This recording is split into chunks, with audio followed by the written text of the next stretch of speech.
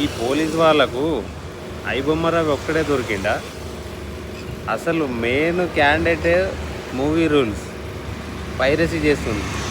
Cinema ఈరోజు release అవ్వడంతోనే afternoon వరకు cinema మొత్తం నెట్లో అప్లోడ్ అవుతుంది. మూవీ రూల్స్ అదెందుకు దొరుకుతలేదు? వాళ్ళని ఎందుకు పట్టుకోలేకపోతున్నారు? ఐబొమ్మరావి ఇండియాకి వచ్చిందనా? వాళ్ళ ఆవిడ పట్టించిందనా? మీరు పోలీస్ వ్యవస్థ పెద్ద తోపే అయితే మూవీ రూల్స్ని పట్టుకోవాలి కదా, ఎందుకు పట్టుకుంటలేరు? మూవీ రూల్స్ అతిపెద్ద పైరసీ మాఫియా మూవీ రూల్స్.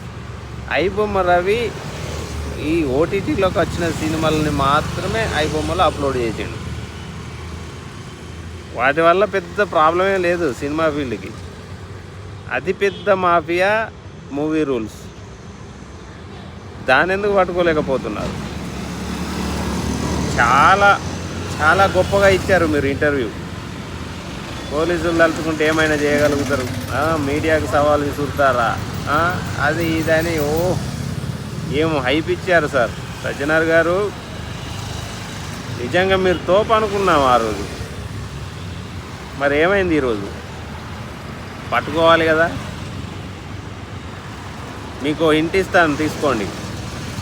వాళ్ళు ఎక్కడో లేరు, హైదరాబాద్లోనే ఉన్నారు.